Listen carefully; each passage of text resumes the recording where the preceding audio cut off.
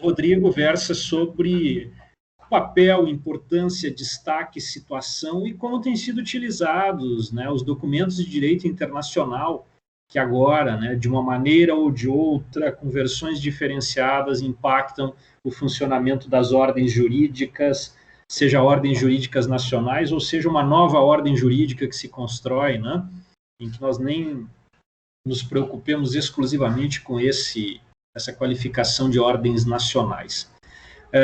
Para quem nunca acompanhou uma sessão de defesa de mestrado, né, apenas explicando para vocês, né, então eu falei, eu sou orientador, nós temos um outro professor da casa, do programa, que é o professor Tiago Paluma, inclusive a escolha dele recai pelo fato dele, obviamente, desenvolver pesquisas na área de direito internacional, que é a área que interessa, e o nosso convidado externo, nosso invitado, é o professor José Carlos Remote Carbonell, professor da Universidade Autônoma de Barcelona, é um professor preocupado com os estudos de teoria do Estado, é um professor preocupado com os estudos do direito constitucional e é uma das grandes referências no mundo, não é?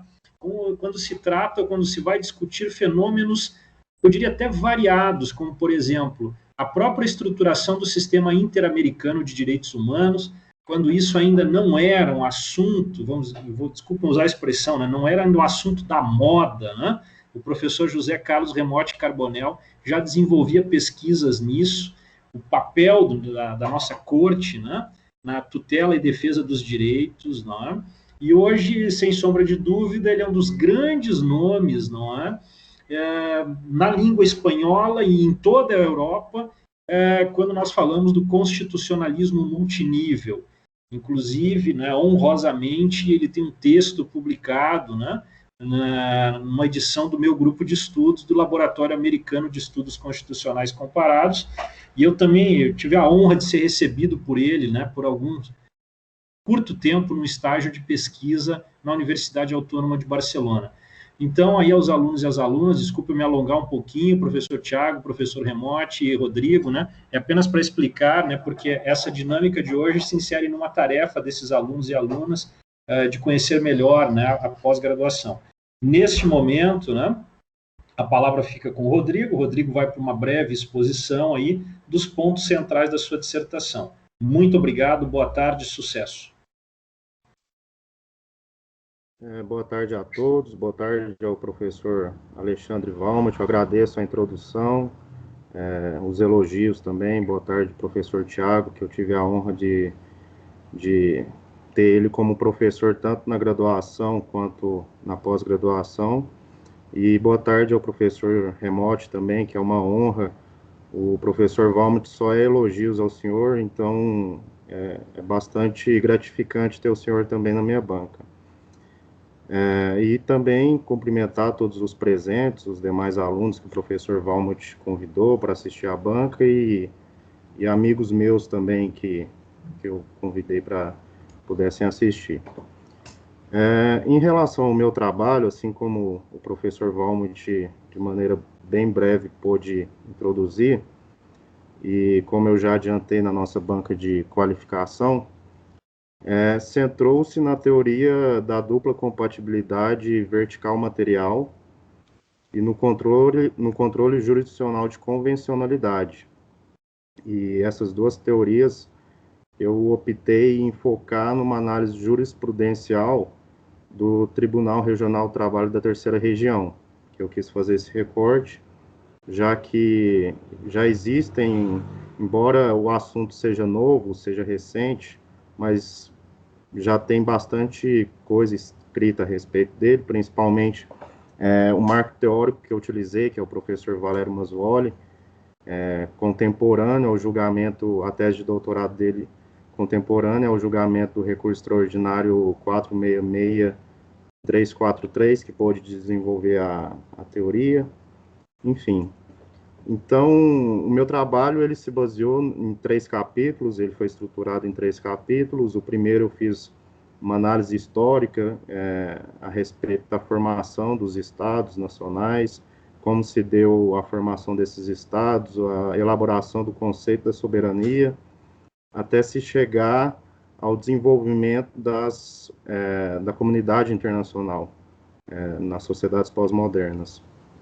Eu pude analisar como se deu essa evolução, entre aspas, que, assim como eu fiz a ressalva no começo do trabalho a respeito de que as narrativas históricas devem ser feitas de maneira crítica, que não é só uma evolução, não é uma não é uma linha linear, não é uma coisa linear, ela é feita de avanços e retrocessos, mas eu quis demonstrar como se deu a estruturação tanto do direito constitucional, do Estado Democrático de Direito, até a consolidação do direito internacional também, e também dando relevância cada vez maior no nosso ordenamento jurídico às normas de direito internacional.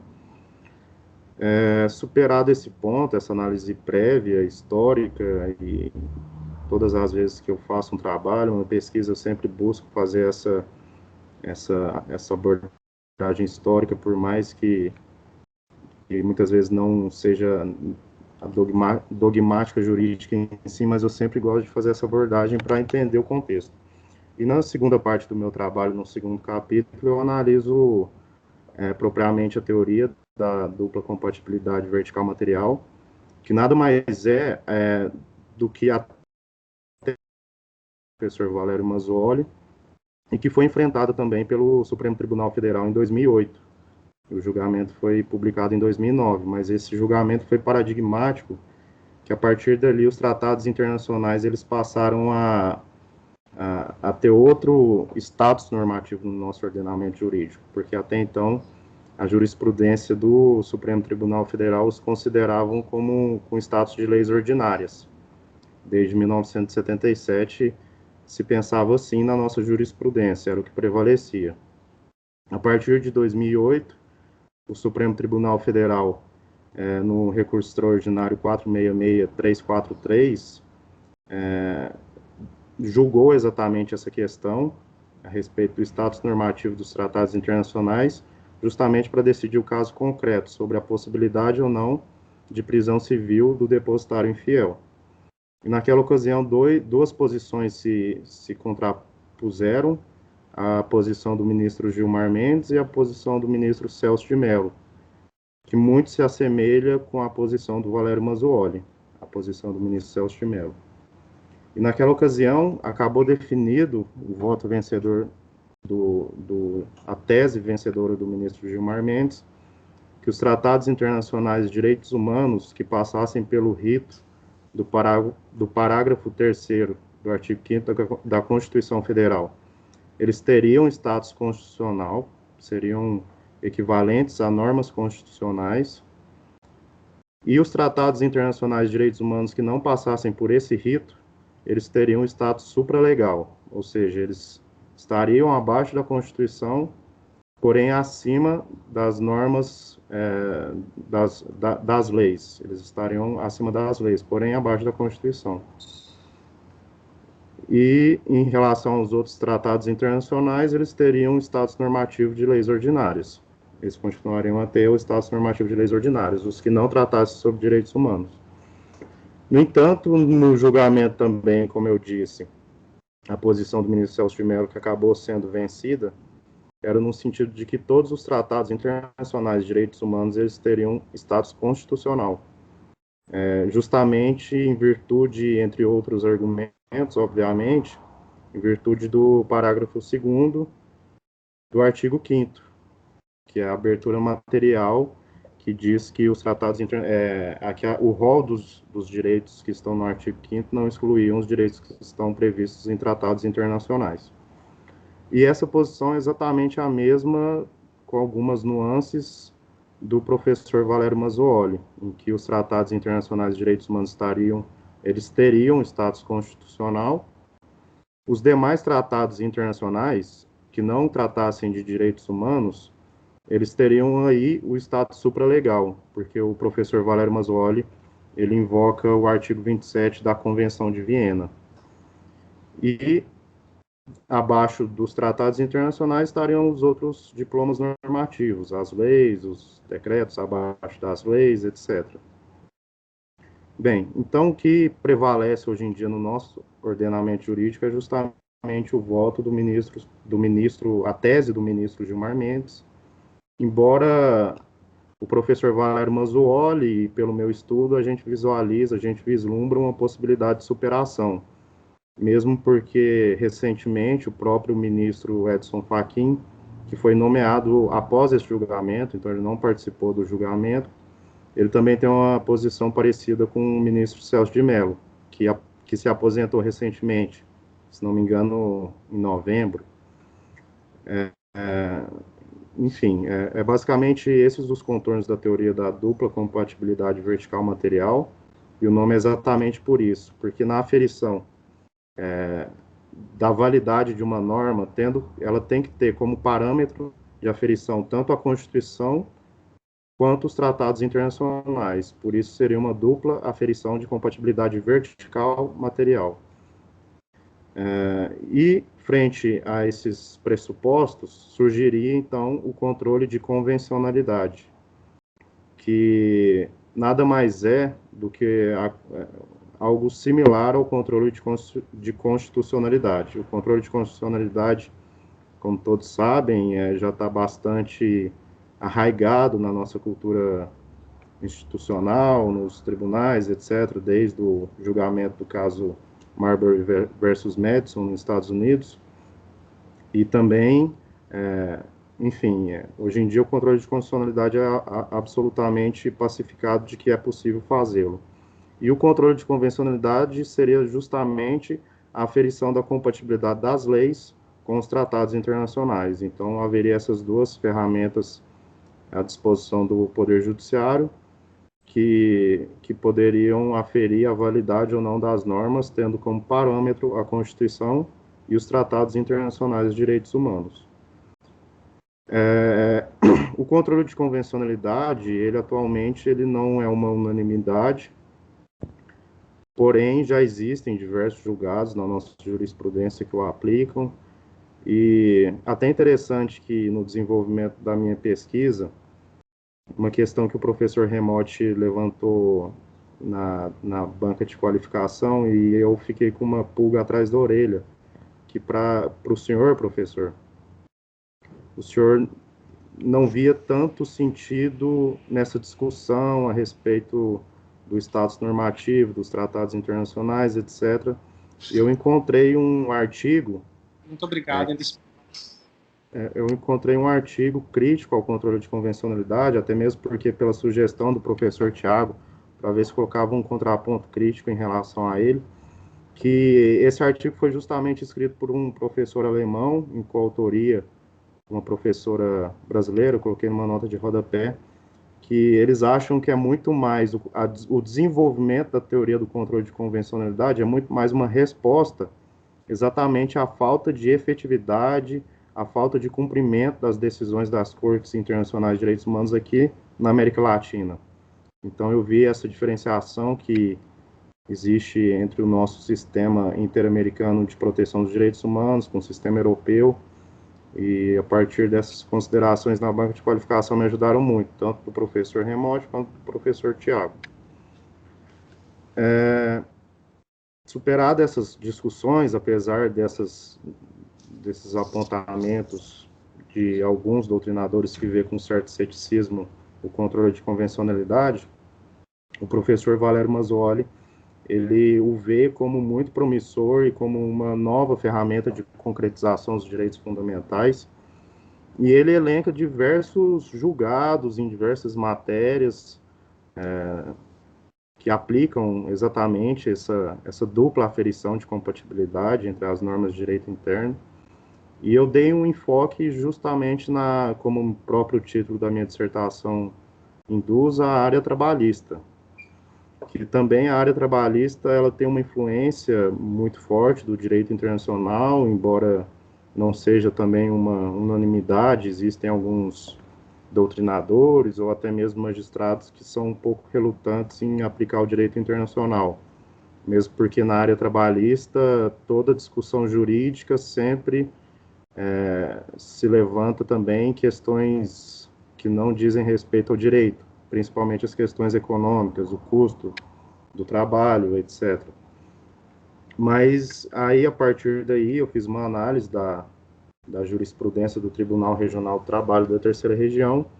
Eu fiz, como eu descrevi na minha dissertação, a metodologia de limitar o tempo da minha pesquisa, o marco temporal da minha pesquisa a partir da reforma trabalhista. Então, contando desde a sua vigência, em novembro de 2017 até hoje, são 3 anos, eu pude buscar jurisprudência e decisões que citavam exatamente o controle de convencionalidade nesses 3 anos. Eu pude ver que existe uma repetição muito acentuada de alguns temas, enquanto outros não são tão abordados, outros que você vê em congressos ou em livros especializados no tema. Mas eu, a partir daí, vendo essa incidência de alguns temas, eu escolhi 2, um justamente pela importância quantitativa, que ele apareceu em diversos julgados, e outro pela importância qualitativa, embora ele também apareça em um certo número de julgados. Que um era alguns dispositivos inseridos pela lei da reforma trabalhista em face do direito ao acesso à justiça, e o outro é a possibilidade ou não de cumulatividade do adicional de insalubridade com o adicional de periculosidade. E em relação ao primeiro, logo quando foi promulgada a reforma trabalhista, foi uma preocupação muito grande entre os magistrados da Justiça do Trabalho em relação justamente a esse acesso dos trabalhadores ao Poder Judiciário. E a partir daí eu pude ver que eles começaram a invalidar diversos dispositivos da CLT, inseridos pela reforma trabalhista, justamente ao argumento de que eles seriam inconvencionais. Mas também eu pude aferir que esses tópicos em que se discutia essa inconvencionalidade ou não, a argumentação eu achei ela muito repetitiva, tinha algumas atecnias, e eu pude ver que ele era apenas reproduções de julgados anteriores, e eu não tive a segurança, eu apontei algumas inconsistências de que esse controle de convencionalidade era feito de uma maneira coerente, racional, uniforme e aplicável a outros temas também. Por isso, eu concluí de uma maneira crítica, justamente apontando esses equívocos e também uma tendência atual da jurisprudência em validar esses dispositivos inseridos pela reforma trabalhista.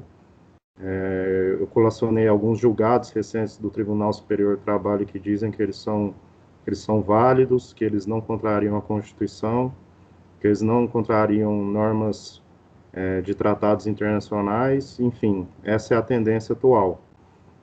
E por outro lado, por fim, a discussão em torno da possibilidade ou não de acumulação do adicional de insalubridade com o adicional de periculosidade, ele teve uma importância, como eu disse, qualitativa, que a partir do julgamento do TST em 2014, de um recurso de revista, o tema da inconvencionalidade ou não das leis passou a ter relevância na seara trabalhista. Na época teve uma repercussão muito grande, muito também justamente por essas repercussões econômicas que as normas trabalhistas possuem.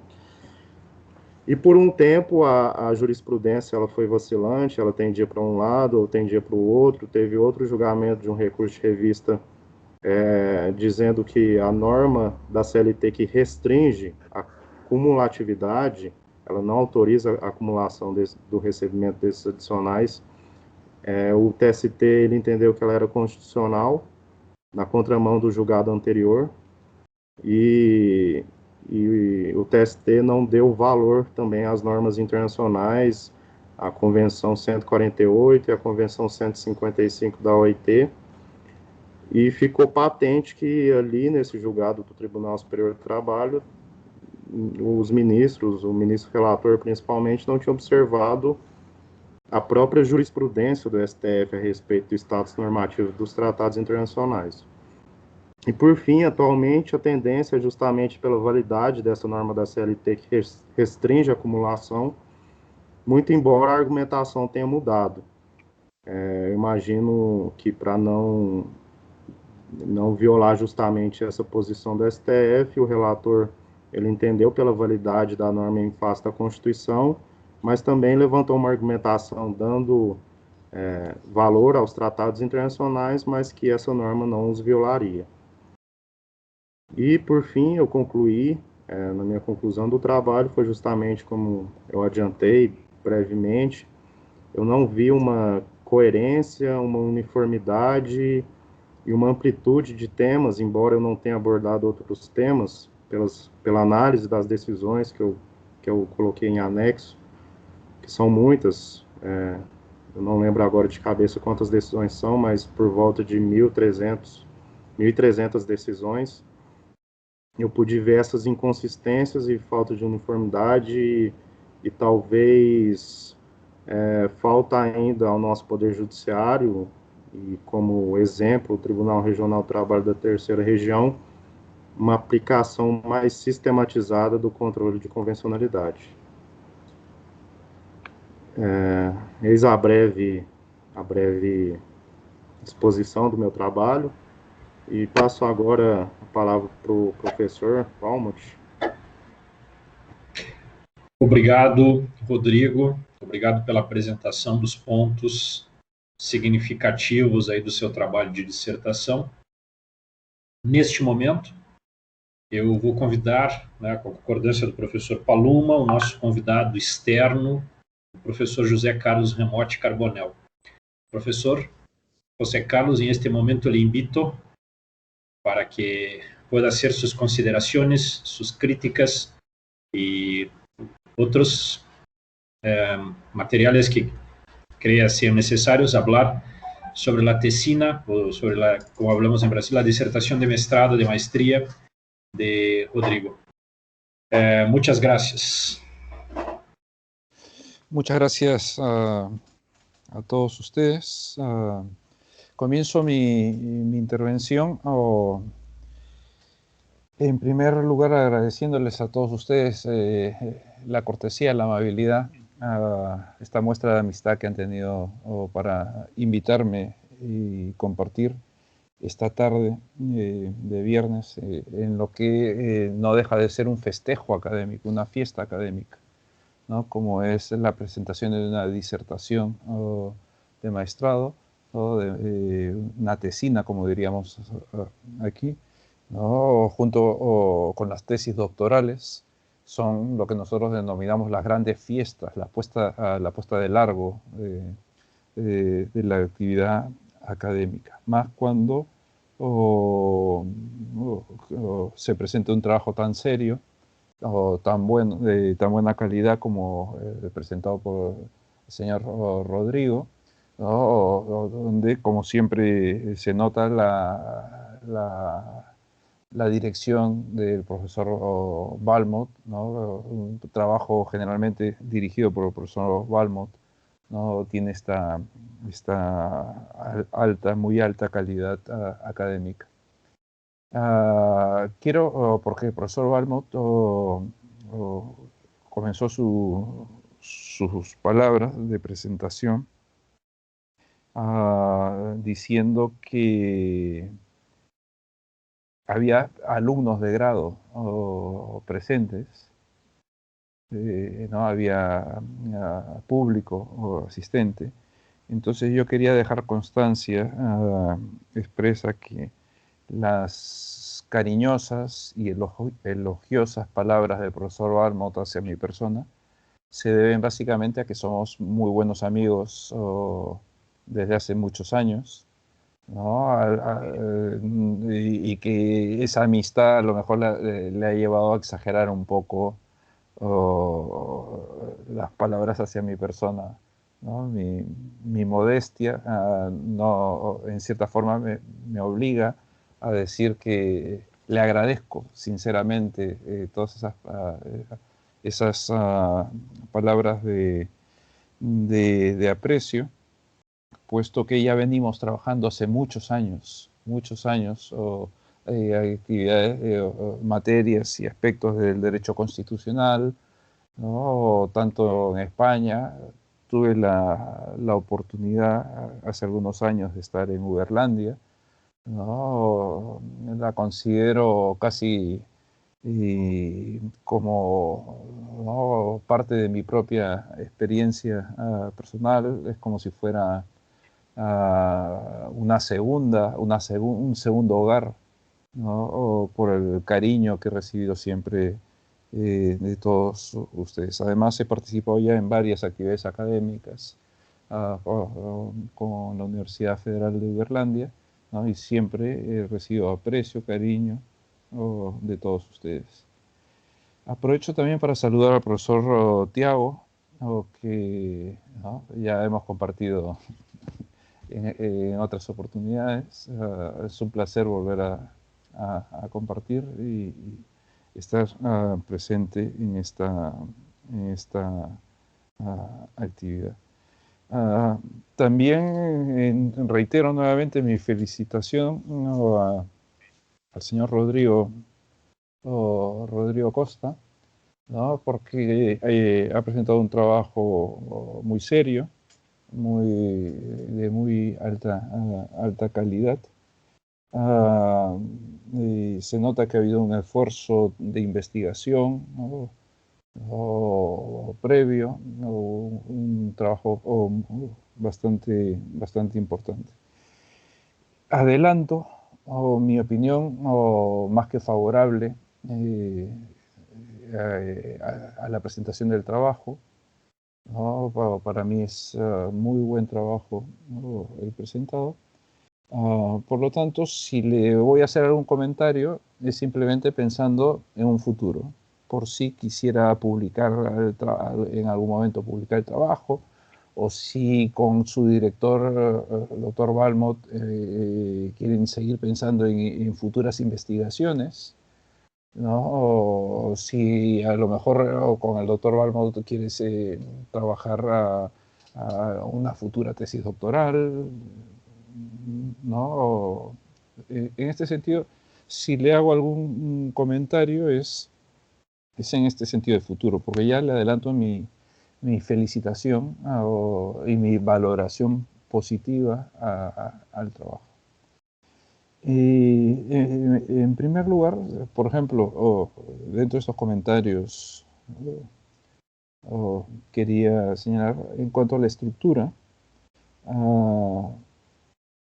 Usted muy bien ha señalado y lo ha reiterado en su exposición, dos grandes bloques, dos grandes partes, o por lo menos así lo he entendido yo. Uno es el capítulo 1, el capítulo primero, y el otro gran bloque es el capítulo 2 y el 3, que viene a analizar, ¿no? El 3 viene a continuación, o es el que pone en práctica lo afirmado en el capítulo 2. Dentro de esta estructura, pero esto ya es por aspectos metodológicos propios que utilizamos en mi grupo de investigación, ¿no?, en lo que podríamos llamar la escuela. Por ejemplo, considero que de cara al futuro, poner tanto énfasis en la parte histórica, en los antecedentes, ¿no? No sé, o sea, para trabajar sobre la convencionalidad, ¿no? O por ejemplo, la compatibilidad vertical, material, el control de jurisdiccionalidad, de convencionalidad. Por ejemplo, a mí me faltaría que a lo mejor el primer capítulo hubiera sido hacer una aproximación a qué o cómo entiende usted la convencionalidad, el control de convencionalidad, ¿no? Y analizar cómo se ha estudiado, cómo se ha aplicado en la Corte Interamericana, por ejemplo, cómo ese control de convencionalidad lo ha aplicado en el plano teórico como en otros países, o incluso en el propio Brasil. ¿no? Creo que son 13, 14 las sentencias que ha tenido Brasil, ¿no? Con relación a la Corte Interamericana. ¿Cómo han sido recibidas esas 13, 11, 12, 13, 14 sentencias? ¿Cómo han sido recibidas? ¿Cuál es la posición del Tribunal Supremo, del Supremo Tribunal? ¿No? Entonces, encuadrar el control de convencionalidad para mí hubiera sido especialmente importante, especialmente relevante. En cambio, por ejemplo, dedicar casi un tercio del trabajo, ¿no? Al absolutismo, las revoluciones liberales. Ya sé que el doctor Balmont, director de este excelente trabajo, es muy aficionado, especialista en la historia y siempre tenemos discusiones muy amigables, por supuesto, no vayan a pensar en, ¿no? Pero siempre intercambiamos, ¿no? Porque él trabaja a la historia, le gusta, y es un gran especialista también, además en derecho constitucional, también en los aspectos históricos, ¿no? Pero simplemente porque es un acto académico, ¿no? Y me corresponde expresar, ¿no? No sé, unos breves comentarios. Claro, dedicar en este aspecto al Estado moderno, a soberanía, ¿no? El surgimiento del constitucionalismo, claro, en cierta forma, creo que, por ejemplo, podría haber eh, comenzado directamente desde su posición, ¿no? Porque ¿qué cosa es la convencionalidad? ¿Qué es la doble o la compatibilidad vertical material? Y a partir de ahí entrar a analizar el caso concreto. Pero ya les digo, esa es mi opinión personal. No, usted tiene que hacer, como muy bien ha hecho, su trabajo de investigación siguiendo las directrices de su director, que es lo que corresponde. En este sentido, por ejemplo, yo también le comento, la redacción ha estado clara, la metodología adecuada, la metodología utilizada adecuada porque a los objetivos que usted ha aplicado, ¿no? Los aspectos formales cumplen de sobra lo que se acostumbra a pedir para este tipo de defensas, de disertaciones, ¿no? Cumple con todos los requisitos. A mí, por ejemplo, además de este comentario que considero que hubiera sido necesario, la explicitación porque siempre es bueno, antes de hacer el análisis, establecer el referente. Por ejemplo, qué dice la Constitución brasileña, ¿no? Con relación a la incorporación de los tratados, cómo ha sido incorporado por el Tribunal Supremo Federal, qué dice, ¿no?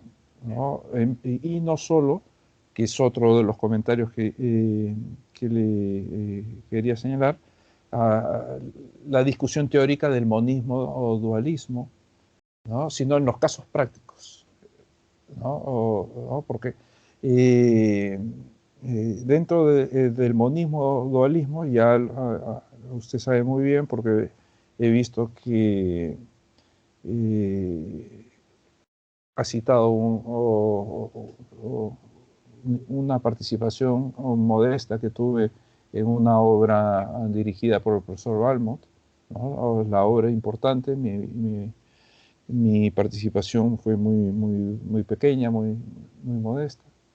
¿no? Pero como usted ha trabajado ese texto, le puedo decir, nosotros trabajamos en Barcelona lo que es el constitucionalismo multinivel y consideramos que es superador del dualismo, del monismo, ¿no? Porque nosotros entendemos que se trata de un sistema integrado, ¿no? Y sobre esta base del sistema integrado, también trabajamos, no utilizamos el criterio de jerarquía, ¿no? El criterio de jerarquía es solamente a nivel interno, ¿no? Pero cuando hay varios sistemas, por ejemplo, en nuestro caso, trabajamos con el sistema de los gobiernos regionales, las comunidades autónomas, está el gobierno nacional,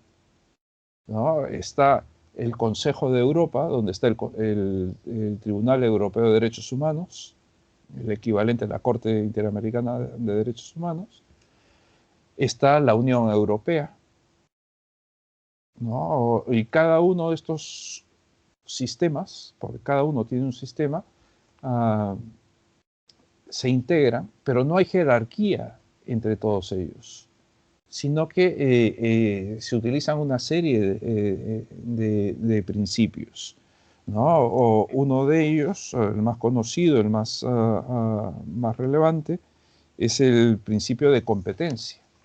De tal forma que no es que nosotros, por ejemplo, en todo lo que es Latinoamérica, no tenemos que preguntarnos si la Convención Americana es jerárquicamente superior a la Constitución o a la ley, ¿no? Sino que es cuestión de competencia. Los poderes públicos brasileños, o son los poderes públicos brasileños, los que en ejercicio de sus atribuciones constitucionales han cedido las competencias a la Convención y a la Corte Interamericana, de tal forma que las resoluciones de la Corte se tienen que cumplir, ¿no? Se tienen que cumplir, no porque la Corte sea jerárquicamente superior, sino porque es el órgano competente, ¿no? Y entonces, bajo ese prisma, se solucionan muchos problemas. Además de este principio de competencia, en ese trabajo que le hablaba, publicado en la obra dirigida por el profesor Balmont, también señalo otros principios, ¿no? Por ejemplo, el principio de atribución, el principio de multicompetencia, el principio de subsidiariedad, el principio de prevalencia, el de proporcionalidad, ¿no? El de equilibrio institucional. Todos estos generan nuevos planteamientos, nuevas formas de entender el ordenamiento jurídico. No en el sentido ordenamiento interno y ordenamiento internacional, ¿no? Sino que es un sistema de todo integrado que tiene que ir encajando. Pero también le digo que esa sea mi teoría, no significa que tenga que ser la suya. Y usted está aquí para defender su teoría, ¿no? no la mía, ¿no? Y en cuanto a la defensa de su teoría, yo le digo que es excelente, ¿no? Está muy bien establecida. Desde esta perspectiva, porque los planteamientos clásicos, kelsenianos son especialmente normativos, ¿no? Y en este trabajo también apunto que los ordenamientos actuales no solo tienen normas jurídicas, no solo, tradicionalmente sí se decía el ordenamiento está integrado por normas, pero en la actualidad existen también principios, valores, fines, objetivos, funciones, derechos fundamentales, ¿no? criterios jurisprudenciales internos de estos órganos internacionales, ¿no? Y todo eso genera una serie de contenidos que, junto al respeto de los valores, el respeto a la dignidad de las personas, ¿no? El respeto a los derechos fundamentales, el respeto al a los principios del Estado social, el Estado democrático, ¿no? Conforman un nuevo tipo de ordenamiento jurídico, ¿no? Ya no podemos simplemente limitarnos a decir las normas. El ordenamiento jurídico equivale a las normas, ¿no? Puesto que el ordenamiento jurídico democrático en un Estado de Derecho implica también principios, respeto a la dignidad, ¿no? A los derechos fundamentales, ¿no? A los principios del Estado social. Claro, entonces las normas no pueden hacer lo que quieran cuando quieran en este sentido. Es otra forma de entender el ordenamiento jurídico, desde esta perspectiva, no solo vinculado a las normas jurídicas. Y por último, le quería comentar simplemente, claro, yo no conozco el procedimiento judicial brasileño, ¿no? No sé si los casos que usted ha seleccionado muy bien llegan o deben llegar también al Tribunal Supremo de la Nación, ¿no? O si terminan en la instancia que usted ha señalado en el trabajo, ¿no? Lo bueno de trabajar jurisprudencialmente es siempre escoger casos que hayan llegado a la máxima instancia, que es la que va a crear la jurisprudencia, ¿no?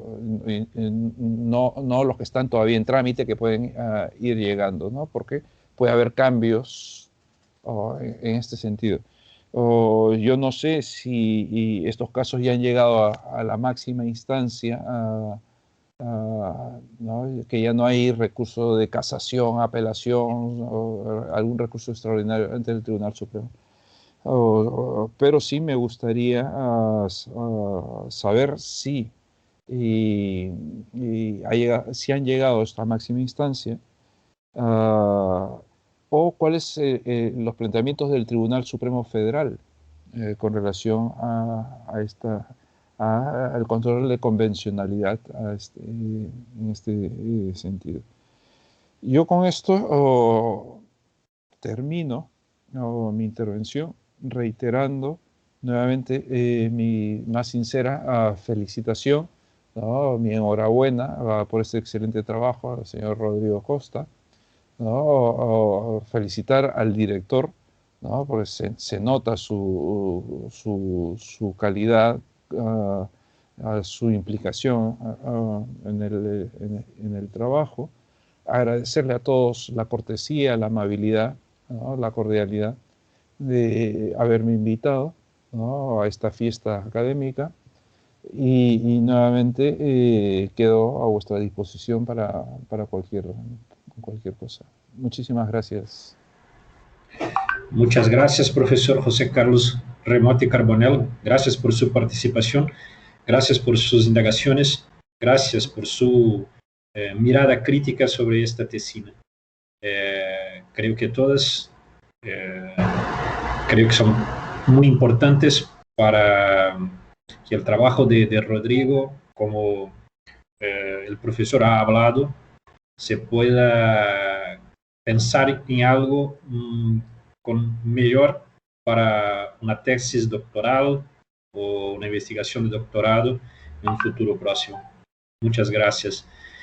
Bom, caro Rodrigo, a palavra é sua para comentários e outros que considerar pertinentes sobre as indagações do professor José Carlos Remotti.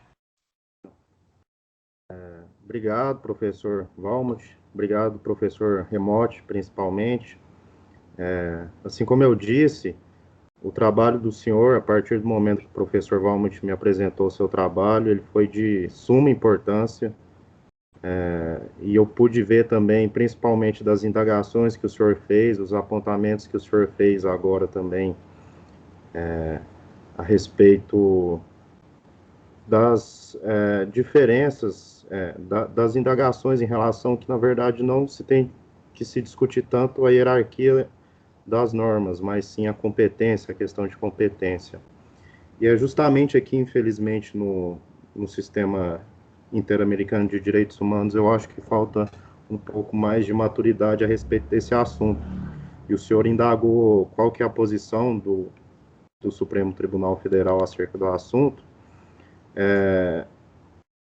Como eu disse, o recurso extraordinário 466343, ele fixou aqueles parâmetros, embora ele não tenha falado expressamente de controle de convencionalidade. O que ele fez ali foi justamente isso, embora não tenha falado expressamente. Ele invalidou uma norma que tinha efeitos aqui no Brasil em relação à prisão civil do depositário infiel, ele invalidou, tendo em vista, ele não tem algumas circunstâncias do julgamento que eu acho que não cabe aqui dizer, mas na verdade a posição do Supremo, ele paralisou os efeitos das normas infraconstitucionais que autorizavam a prisão civil do depositário infiel. Então, a partir dali, o Supremo, ele teve uma posição de valorização do controle de convencionalidade, embora não tenha feito de maneira expressa acerca do controle de convencionalidade. Só que logo em seguida também teve o julgamento da DPF 153, em que a posição do Supremo foi diametralmente oposta, que assim como o senhor falou que existem as competências de cada corte, as cortes internacionais, as cortes supremas do Poder Judiciário interno dos países, o Poder Judiciário Supremo ele acabou virando as costas para o que a Corte Interamericana de Direitos Humanos vinha decidindo em relação a normas que conferiam anistia irrestrita a crimes cometidos na ditadura. Então, esse julgamento no Supremo da DPF 153 foi paradigmático nesse sentido, porque o próprio Supremo ele não respeitou esses parâmetros que o senhor falou, que eu imagino que na Europa estejam bem mais maduros, eu não vou dizer avançados, né, mas muito mais maduros em relação ao cumprimento ou não de diretrizes da União Europeia, das cortes internacionais de direitos humanos que fazem parte do bloco europeu, etc. Eu imaginei também que o senhor poderia ter mais dificuldade em relação ao entendimento dos julgados que já são mais específicos da nossa legislação, principalmente a legislação trabalhista. E esses dois temas que eu levantei, que eu fiz análise no Tribunal Regional do Trabalho da Terceira Região, e o senhor apontou muito bem, eu queria ver como que o tribunal ele se manifestava a respeito desses dois temas.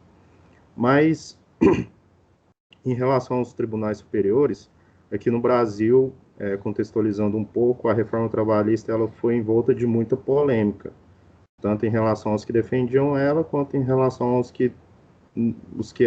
aos contrários a ela.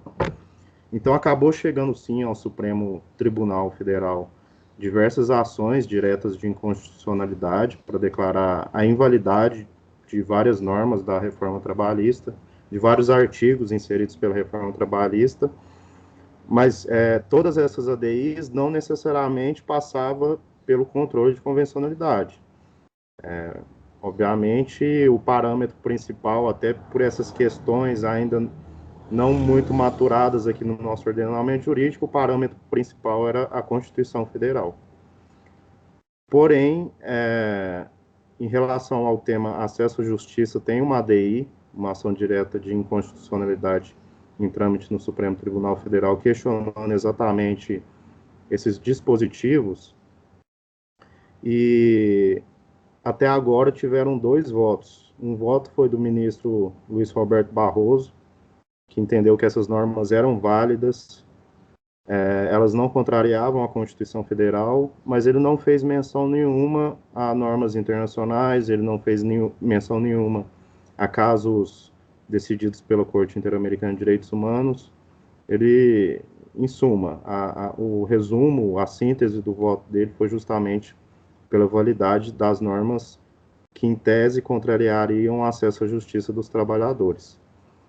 Porém, o outro voto que foi proferido, que foi do ministro Edson Fachin, que inclusive tem um histórico de atuação na seara trabalhista, ele foi advogado antes de ser ministro do STF, ele advogou para movimentos sociais, para sindicatos, etc. Ele já teve um posicionamento diverso, ele entendeu que essas normas inseridas pela reforma trabalhista, elas eram inconstitucionais, e não só.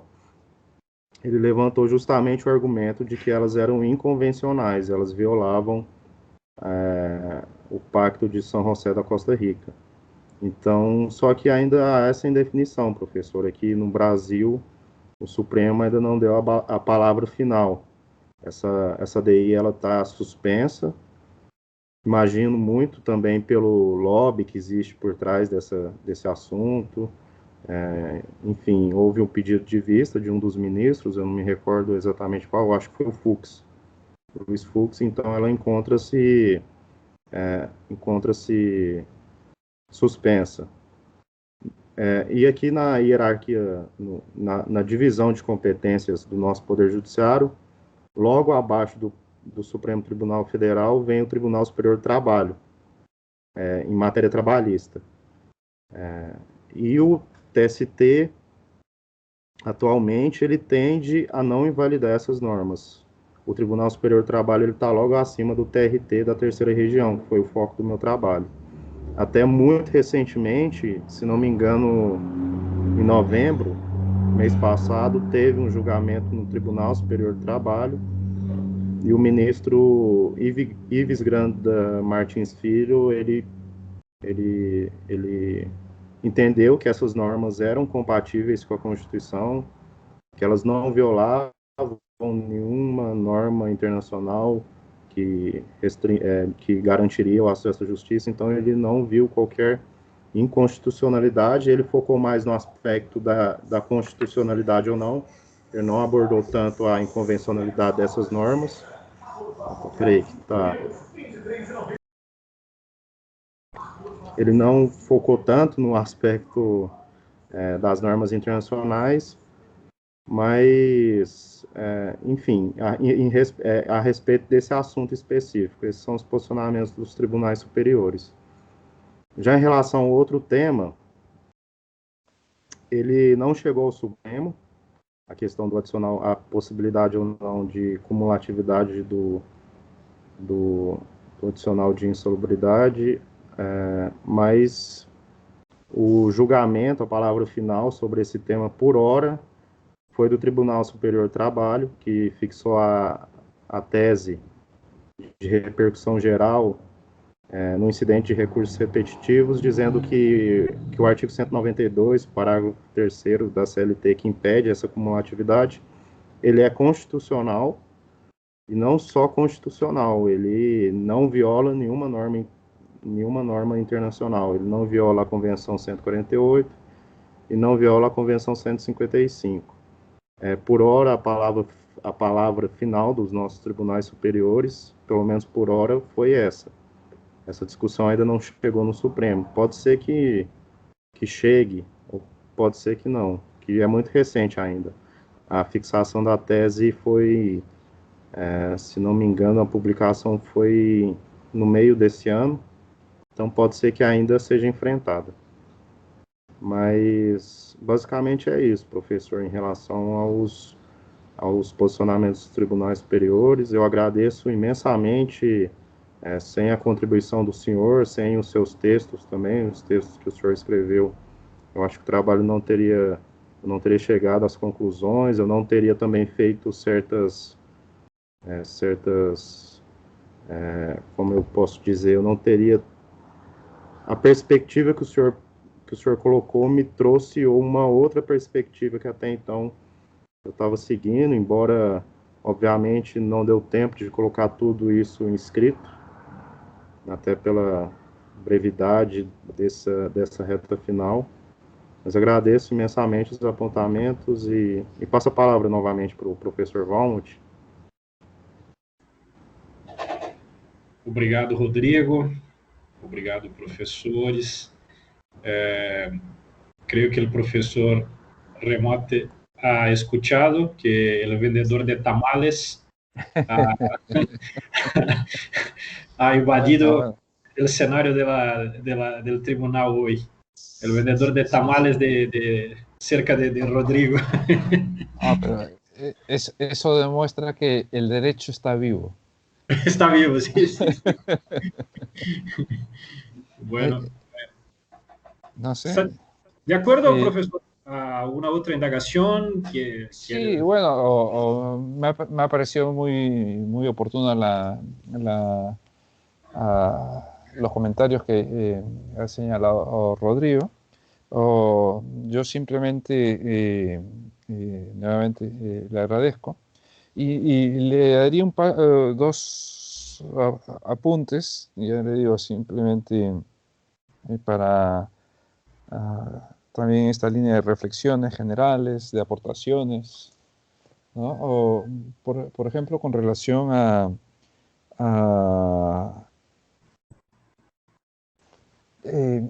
cuando usted hablaba, ¿no? del sistema interamericano, del sistema internacional, del sistema brasileño, en cierta forma, tenemos que asumir todos, no es cuestión no solo suya, ¿no? Sino en general, que si se aplica el sistema interamericano es porque las constituciones internas lo permiten, ¿no? Es decir, no son dos sistemas aislados, es la constitución interna la que permite celebrar tratados, ratificar tratados, incorporar órganos internacionales, ¿no? Entonces, ¿por qué se da esta prevalencia o esta competencia a la Corte Interamericana? No es porque hay una imposición, sino porque es la propia Constitución brasileña la que permite que se produzca esto, ¿no? De tal forma que si nosotros cumplimos las sentencias, por ejemplo, de la Corte, es porque la Constitución brasileña así lo permite. De tal forma que estamos cumpliendo la Constitución, ¿no? En primer lugar. En segundo lugar, por ejemplo, usted señalaba, el Tribunal Supremo tiene la palabra final, ¿no? En los asuntos. Eso es relativo. ¿Por qué? Porque tendrá la palabra final, salvo en materia de derechos que son protegidos por la Convención Americana de Derechos Humanos, cuya palabra final es la Corte Interamericana. Entonces el Tribunal Supremo tendrá la última palabra, salvo materias que le corresponda a la Corte Interamericana. ¿Pero esto por qué es? Nuevamente, vamos a lo anterior. Porque la Constitución brasileña así lo ha permitido, ¿no? Porque si la Constitución brasileña dijera no se pueden celebrar tratados o no se pueden ceder competencias constitucionales, no se pueden ceder competencias constitucionales a los órganos internacionales, no se hubiera podido hacer.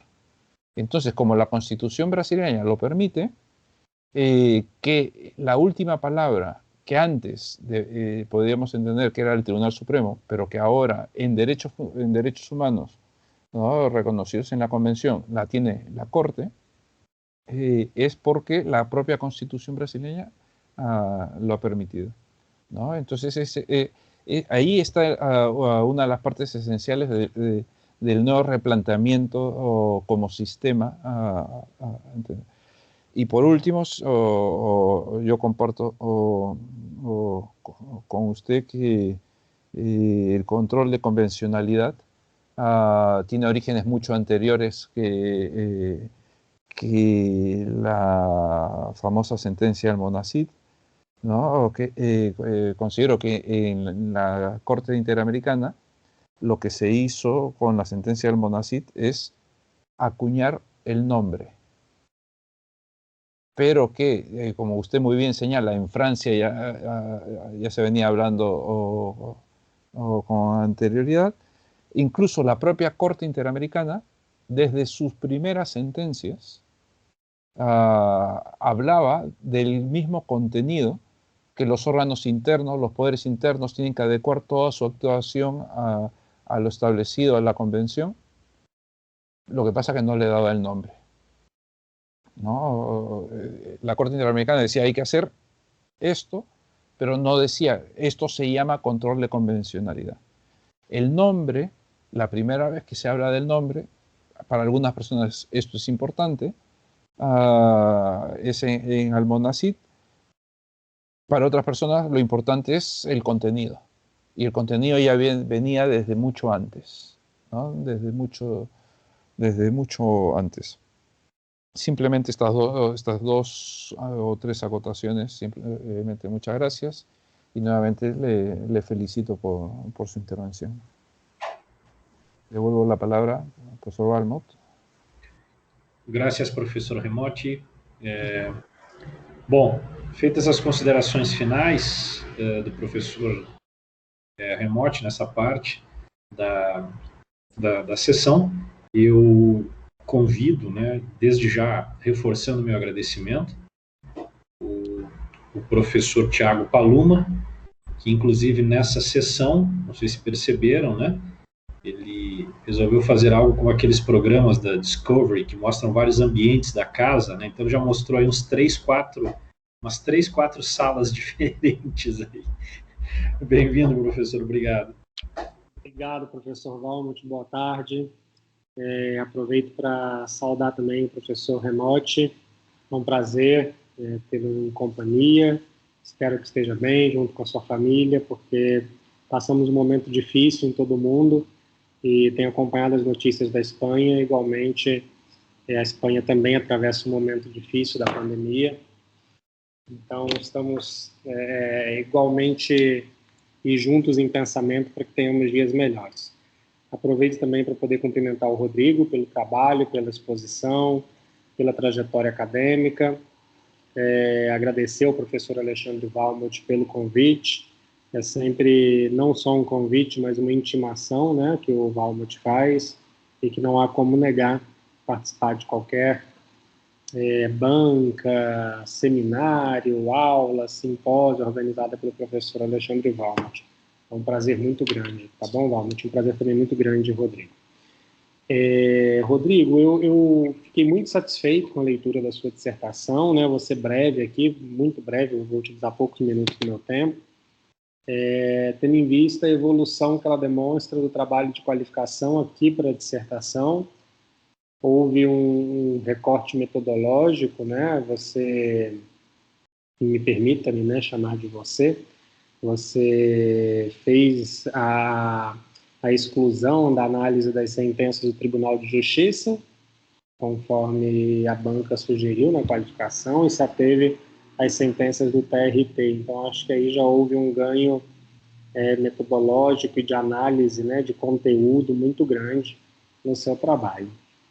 Eu fiz algumas observações ao longo da leitura de caráter formal, posso enviá-las por e-mail para você, se você tiver interesse, né? Mas são poucas sugestões mesmo de alteração. Eu vou passar alguns comentários de conteúdo e, enfim, você fica à vontade para poder me responder agora ou me responder conforme eu for fazendo os comentários, ou ao final talvez até fica mais organizado, né? Pois bem, deixa eu só abrir aqui meus comentários, que eu fiz parte no computador e parte à mão. Eu fui lendo o trabalho em dois momentos diferentes, né? Antes de adentrar no tema do trabalho em si, na discussão do tema, Rodrigo, lá na sua introdução, na página 11, no 4º capítulo, eu acho talvez que você tem que deixar mais claro que a sua análise mesmo é feita sobre as sentenças do TRT, da terceira região, que acaba que você fala que vai analisar decisão de primeira instância do STF, do STJ, do TST, do TSE, Tribunal Superior Militar, dos TRFs. Então, talvez deixar isso mais claro. E quando eu fiz a leitura da introdução, isso me chamou um pouco a atenção, porque não é o que de fato reflete ao longo do texto, né? Pois bem, então, ultrapassado esse comentário rápido, que acho que ainda estaria ali dentro do grupo de comentários sobre metodologia e formalidade, passando para o conteúdo, o primeiro deles diz respeito ao referencial teórico que você utiliza no seu trabalho. Pelo menos no que tange ao tema do controle de convencionalidade, o trabalho está fortemente baseado na doutrina desenvolvida pelo professor da Federal do Mato Grosso, né, o professor Valério Mazzuoli. Pois bem, o que eu posso dizer? Eu acho que faltou aí um diálogo com outros autores mais consagrados dos direitos humanos brasileiros, que também fazem uma análise importante, talvez não utilizando a expressão controle de convencionalidade, mas da aplicação jurisprudencial das convenções de direitos humanos das quais o Brasil é parte, das quais o Brasil é membro. Então, a obra, por exemplo, do professor Cansado Trindade, ela é uma obra que faz uma análise, né, bastante complexa, né, do tema, e de forma talvez... Eu estou tomando cuidado, às vezes, com as palavras, para não parecer que eu estou, de alguma maneira, desmerecendo o trabalho do professor Valério Mazzuoli, não é isso. Mas há autores que discutem o tema com talvez maior respaldo do restante da doutrina, com maior envergadura, né, no que tange ao reconhecimento desse autor por outros autores, até fora do Brasil. E eu acho que é emblemática a falta do professor Cansado Trindade nesse debate, porque ele faz essa análise na sua obra. E ele é o autor de Direitos Humanos do Brasil, Direito Internacional dos Direitos Humanos, com maior repercussão, tanto no Brasil quanto no exterior, né? Inclusive, ele é juiz da Corte Internacional de Justiça e tem propriedade, né, não só acadêmica, mas também profissional, para poder tratar do tema.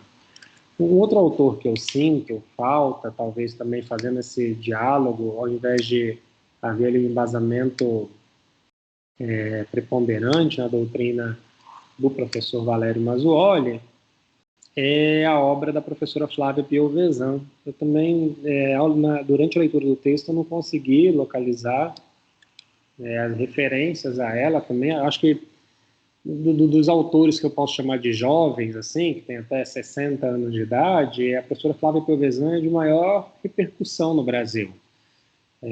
Da Comissão Interamericana de Direitos Humanos, já teve seu nome ventilado, ainda, né, não com tanta força, mas já teve seu nome ventilado para integrar o Supremo Tribunal Federal, e tem uma doutrina aí, o manual dela de Direito Constitucional Internacional de Direitos Humanos, que já passou da 20ª edição.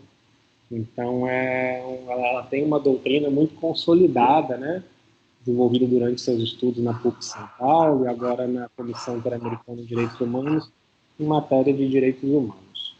Então, acho que eu senti muita falta desses autores, porque são os dois autores de direitos humanos brasileiros mais conhecidos. O professor Valério Mazzuoli, ele tem uma pegada muito de, enfim, não sei, de manual, né, de cursos de direito internacional público e de manuais de direito internacional público, sem uma discussão mais aprofundada, né, dos temas. Pois bem, quando a gente fala de controle de convencionalidade no Brasil, e eu lembro de dizer isso na sua qualificação, a doutrina do direito internacional público, e aqui não só esclareço, né, eu me dedico ao direito internacional privado há alguns anos, mas é claro que a gente tem contato ainda, né, com a doutrina do direito internacional público. ela parte do pressuposto que para que eu tenha, né, de fato, uma defesa do controle de convencionalidade, eu teria que ter um embasamento, teria que fundamentar a minha discussão partindo do pressuposto que o sistema jurídico brasileiro é dualista, que eu teria ali uma ordem jurídica internacional paralela a uma ordem jurídica interna e que, por conta disso, eu invocaria, enquanto tribunal, né, eu invocaria a análise daquela matéria à luz de uma convenção internacional. Porque se eu adoto a teoria do monismo, que é adotada majoritariamente no Brasil, quase unânime, eu acho que a discussão ela fica um pouco prejudicada, porque se eu parto do pressuposto que as convenções, uma vez ratificadas, elas ingressam, né, elas são incorporadas no ordenamento jurídico brasileiro, e também se eu considero a primazia e prevalência dos direitos humanos, como o artigo 4º da Constituição já nos traz, eu entendo que há uma confluência natural entre normas de direitos humanos e normas de direito interno, e que aí eu não teria propriamente um controle de convencionalidade, mas um controle normativo, como eu poderia fazer em relação à submissão do tema ao Código Civil ou à Constituição Federal, tendo em vista que essas normas integram o sistema jurídico brasileiro, integram a ordem interna após a sua ratificação. Até porque o Brasil já incorporou praticamente todos os textos, né, tanto do sistema americano de direitos humanos quanto das Nações Unidas. O Brasil ele tem um compromisso com a primazia e com o primado dos direitos humanos. Então, talvez eu acho que faltou lá no primeiro capítulo essa discussão. Se você é monista, se você é dualista, qual corrente você segue, quais impactos essa corrente traz no desenvolvimento, na discussão do tema, porque eu acho que isso faz parte da fundamentação dele. E eu também indicaria para o futuro, para uma tese, porque eu acho que o tema, a discussão dele não está esgotada, uma revisão da bibliografia. Principalmente, e aí a sua bibliografia é muito ampla, muito vasta, o professor Valmont, vocês estão de parabéns, mas eu senti falta desses dois autores específicos, porque quando eu falo direitos humanos no Brasil, automaticamente, se eu não tenho muito conhecimento sobre o assunto, eu recorro a esses dois autores. Seriam as duas primeiras indicações que a gente dá. A obra do professor Cansado Trindade tem centenas de títulos, né? E é difícil a gente, de alguma maneira, ignorar a existência dela. Então, muito brevemente, são essas considerações que eu faço, né? A primeira de cunho relativa à bibliografia, e a segunda quanto à fundamentação, se seu trabalho se fundamenta no monismo ou no dualismo. Se não me ficou claro, você conceitua as duas correntes, mas não opina categoricamente em relação a alguma delas, e de que forma essas correntes impactam no que a doutrina, né, chama de controle de convencionalidade, porque eu entendo que sim, há um impacto na aplicação da teoria, a depender de qual corrente você se filia. Tá bom? Agradeço novamente a oportunidade, professor Valmont, é um prazer muito grande. Estamos aqui às vésperas do Natal e é muito prazeroso passar esse momento com vocês. Fico muito feliz. Rodrigo, muito obrigado novamente. Professor Remote, é sempre um prazer poder ouvi-lo. Aprendi muito, fiz muitas anotações. As anotações desse lado são todas... não consegui mostrar, mas tem uma página de anotações que o professor Remote falou e me fizeram refletir bastante também. Muito obrigado. Perfeito, obrigado, professor Paluma. Então, sem mais delongas, meu caro Rodrigo, por favor.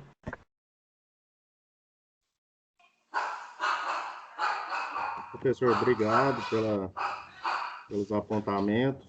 E tem um cachorro latindo. Será que tem alguém com o microfone aberto?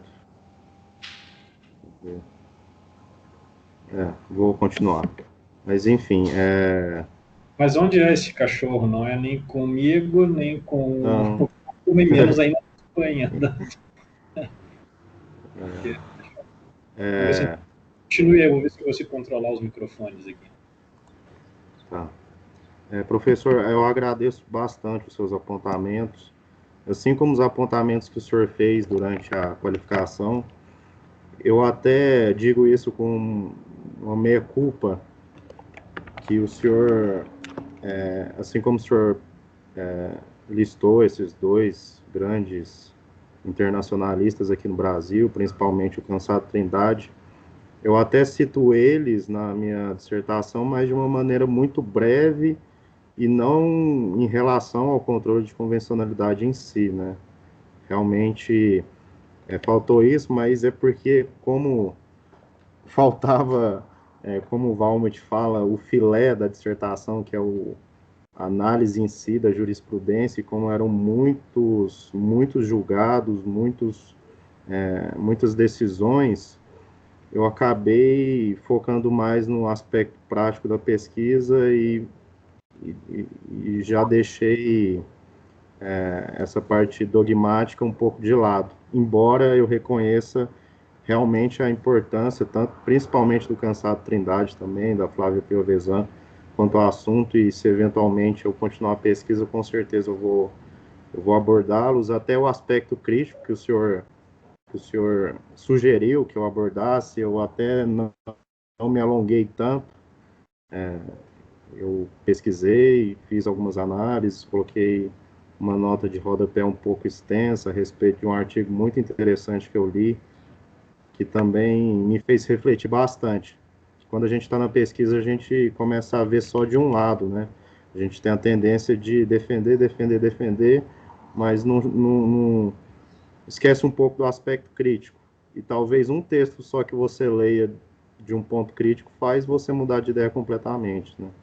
É interessante. Assim como as proposições do professor Remote me fizeram refletir, as do senhor igualmente. E, enfim, eu acho que de fato eu posso desenvolver um pouco mais esse aspecto teórico. E em relação a essa discussão em torno do dualismo, do monismo, eu realmente reconheço que a gente existe uma quase unanimidade de que nós vivemos num monismo, porque a partir do momento, como o senhor falou, que a gente incorpora esses tratados internacionais, eles passam a ter um valor normativo dentro do nosso ordenamento jurídico e por muitas vezes essa discussão fica inócua, né? Então é mais uma discussão de se cumprir ou não esses tratados internacionais. Mas por outro lado, eu ainda vejo muito problema nisso, porque assim como eu, na minha exposição, eu citei a DPF, assim, até desborda um pouco da questão dos tratados internacionais, envolve também a discussão do cumprimento ou não das decisões da Corte Interamericana, que para o Valério Mazzuoli, elas se incluiriam no bloco de convencionalidade, né? Então, assim, eu acho que a decisão do STF na DPF 153 mostra que ainda não existe tanto respeito ao direito internacional aqui no Brasil, embora eu concorde com o senhor, realmente, a partir do momento que se incorpora um tratado internacional, se torna uma discussão de respeitá-lo ou não. E eu acho que esse ou não é cabível, né? Tem que se respeitar.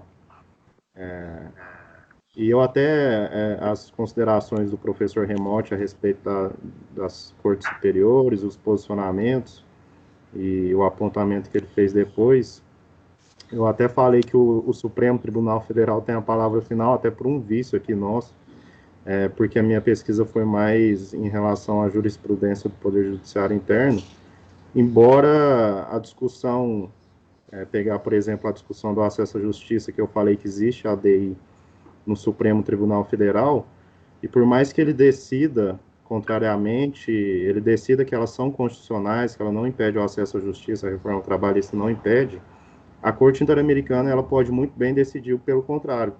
Na esteira que ela decidiu, por exemplo, no caso Cantos versus Argentina, ou nos trabalhadores demitidos de Petroperu e outros contra o Peru, só que aí vai novamente abrir essa discussão aqui no Brasil. Se a Corte Interamericana de Direitos Humanos decidir que esses dispositivos da reforma trabalhista, eles são inconvencionais, será que o Supremo vai respeitar esse posicionamento da Corte Interamericana? Será que realmente essas normas da reforma trabalhista, elas vão ser, embora, assim como o professor Remote e o senhor, professor Paloma, tenham falado, a próprio reconhecimento da competência da Corte Interamericana foi feito por meio de um tratado internacional. O próprio Brasil, ele reconheceu a competência da Corte Interamericana. Mas, enfim, eu assim, como o senhor falou, professor, assim, se o senhor permite chamar de você também, que já tem uns anos que a gente se conhece, na graduação e no mestrado, é um pouco, realmente, quando se toma, quando se reconhece, quando não se discute a importância mais dos tratados internacionais, essa discussão deixa de ter sentido, e por isso, eu acho, na esteira desse artigo crítico do controle de convencionalidade, é justamente isso. Foi uma criação da Corte, não uma criação, mas é uma forma da Corte Interamericana de Direitos Humanos, mesmo que não tenha criado, porque tem outra origem, e cunhou esse termo justamente pela essa falta de respeito dos tribunais superiores na América Latina, ou no próprio Brasil, especificamente, das decisões, dos tratados internacionais. Mas, enfim, eu quero muito que o senhor me mande as correções. Eu até estava lendo novamente minha dissertação, ontem eu estava lendo um documento Word e vi alguns erros ortográficos, vi alguns erros relacionados à formatação também. Se o senhor puder me mandar, vai me ajudar bastante, que eu ainda quero fazer uma revisão final a partir desses apontamentos, e também das sugestões de conteúdo também, para uma futura pesquisa, e agradeço bastante, professor, pelas críticas e apontamentos. Perfeito. Se os avaliadores não tiverem mais nada, vou pedir que cerrem sus micrófonos, porque vou fazer uma chamada por WhatsApp para vocês, para a deliberação. ¿Sí?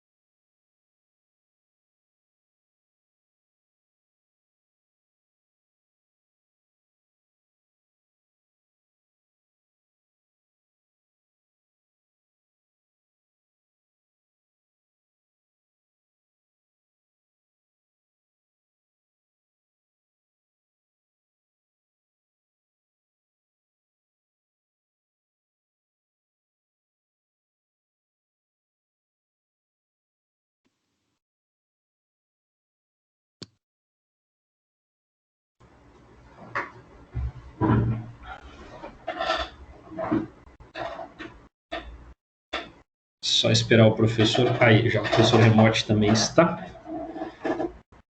Então, cá estamos. Quando abrimos a imagem, vimos o Rodrigo passando a mão na testa.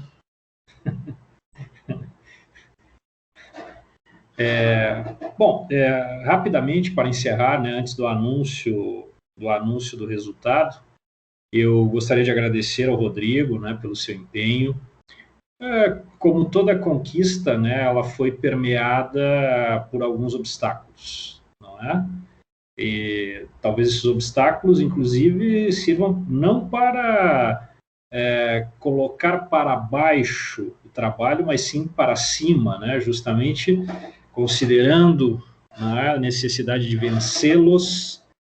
O senhor agora apresenta um trabalho que, de acordo com a avaliação desta banca, é um trabalho que está aprovado.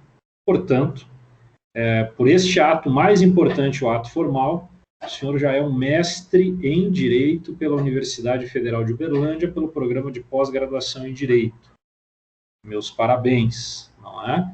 E antes de passar a palavra para vocês, né, para você, perdão, eu gostaria de agradecer primeiro a plateia, né? Vocês têm alguns amigos seus, vários outros alunos estiveram aqui presentes, não é? E agradecer especialmente ao professor Paluma, que inclusive tem agora um compromisso outro, não é? Na direção ali da nossa pró-reitoria, não é? Ele vai ter um compromisso. E também agradecer aí ao professor José Carlos Remote. E eu não queria alongar, né? Mas eu queria aproveitar essa sessão pública, né? Inclusive pelo seu diálogo crítico com o professor Remote. E eu gostaria de insistir muito nisso. Aliás, eu tenho me esforçado nisso, não é? Em vários encontros aqui. A tradição brasileira persistentemente insiste num enfoque das estruturas do Estado. A perspectiva do professor Remote, a partir do momento em que ele fala de uma atenção aos valores, aos princípios, e, sobretudo, a matéria força ao deslocamento para os direitos e não necessariamente para uma estrutura de Estado.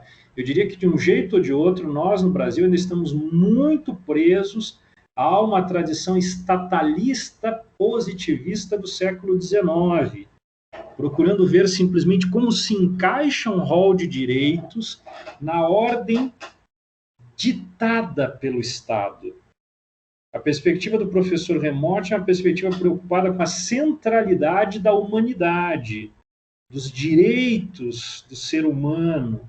Por isso, muito mais importante do que uma discussão, por exemplo, de qual jurisdição, é definir a competência da jurisdição que vai trazer a maximização de direitos. Esse é o ponto central.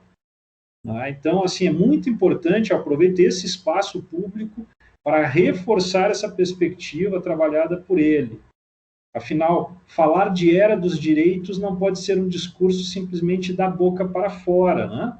Como a gente vê muitas vezes aí, não é? Na tradição brasileira, fala-se em direitos, mas quando nós vemos a execução, a realização nos tribunais, e inclusive nas situações melindrosas, isso se esvai, não é? Então fica o reforço aí para que todos caprichem nisso. Meus parabéns, Rodrigo, a palavra é sua, por favor. Professor, muito obrigado. Eu acho que o senhor é um dos poucos que sabe o périplo que foi essa dissertação, porque eu tive que conciliar com o meu trabalho. Uma coisa interessante é que eu fiz a minha matrícula no mestrado dia 5 de março de 2018 e eu tomei posse no cargo público que atualmente eu sou titular dia 7. Então, assim, foram duas coisas muito novas que eu fiz em um curto espaço de tempo. Eu ainda tenho um filho pequeno de 5 anos. Eu acho que o professor Valmont, ele sabe um pouco dessa minha trajetória, as dificuldades, enfim. Eu fico até emocionado, mas eu estava nervoso, eu nem mandei o link para os meus amigos. Agora, quando começou a gravação, eu abri o WhatsApp e mandei. mas alguns amigos meus também sabem os desafios que foi esse mestrado. Eu aprendi muito, muito mesmo. Agradeço imensamente ao professor Valmont, que eu acho que se não fosse ele, não fosse o acesso, a pessoa acessível que o professor é, que eu mandava mensagem a qualquer hora, né, Valmont, te incomodando, e ele sempre me atendeu, sempre me ajudou. O professor, além do ponto de vista teórico, ele sabe muito também do ponto de vista prático, os meandros da FADIR, etc. Então, agradeço imensamente. Professor Paluma, que, como eu disse, foi meu professor na graduação. Agora eu tive a honra de tê-lo novamente como professor na pós-graduação. Outros professores também, o Fernando Martins, a Keila, que me marcaram bastante durante esse mestrado, nas aulas teóricas, e agora também o professor Remote, que ficou marcado também na minha história de vida e acadêmica também. Agradeço imensamente a todos os meus amigos, fico muito feliz. Eu não sei se eu estou esquecendo de alguma coisa, desculpa ter me alongado tanto também, já se vão 2 horas de dissertação. Tenho certeza que se não fosse essa configuração toda de pessoas, essa dissertação não teria saído. Então, muito obrigado, professor. Muito obrigado, Tiago. Muito obrigado, professor Remote. E espero continuar também na vida acadêmica, que das coisas que eu fiz, tanto a advocacia quanto a advocacia privada, a advocacia pública, que atualmente eu sou advogado público na minha cidade, e a carreira acadêmica, de longe, a carreira acadêmica é a que mais me inspirou, é a que mais me inspira. Tanto é que eu dediquei esse trabalho à Universidade Federal de Uberlândia, porque aqui no Brasil, a gente vive tempos obscuros em que pessoas tão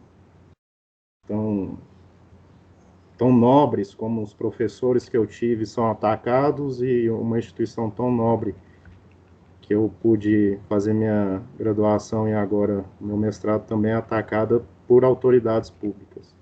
Então, fica aqui meu agradecimento a todos. Obrigado, viu, Valmont?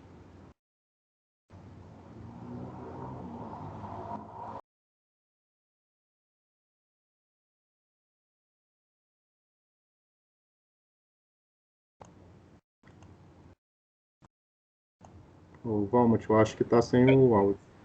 Eu achei que tinha clicado, mas não. Falta assinatura na ata. Eu não sei se o professor Paluma conseguiu localizá-la aí também. Você está sem som agora. Rafael foi colocar num bloco de assinaturas e não colocou. Não sei, tem que pedir para ele disponibilizar para a gente. E Tranquilo. falar qual é o do bloco de assinatura. Perfeito. E, bom, com isso, né, nós encerramos a sessão. Qualquer informação eu passo ao professor Remote, Rodrigo, com relação à assinatura, né? Meu muito boa tarde, meus parabéns, né? Hoje, então, aí dia 18 de dezembro, né? A Universidade Federal de Uberlândia tem mais um titulado com mestrado, isso nos honra, né? Com uma banca aí de alto padrão, né? Não sei se você percebeu aí no chat, né? Há vários festivos cumprimentos a você, dos alunos, das alunas aí, né, que participaram da sessão. Obrigado. Agradeço a todos. Perfeito. Buenas noches, querido amigo profesor Remote. Creo que hablaremos, pero si no, felicidades por las conmemoraciones de este año, como ha hablado el profesor Paluma, un año tan complicado, con pandemia, con otras cosas, sí, incluso en su país natal, Perú, con cambios de presidentes, con cambios, pues sí, con cambios impresionantes, ¿no? Y acá en Brasil, como Rodrigo ha mencionado, también tenemos una situación política de transformaciones con problemas, pero adelante, adelante, esa es la vida. Buenas tardes, buenas noches. Buenas tardes, felicidades a Rodrigo, ¿no? Felicidades, a pasar buenas fiestas. Obrigado, Tchau, tchau. professor. O senhor também. Chao. Tchau. Obrigado. Tchau.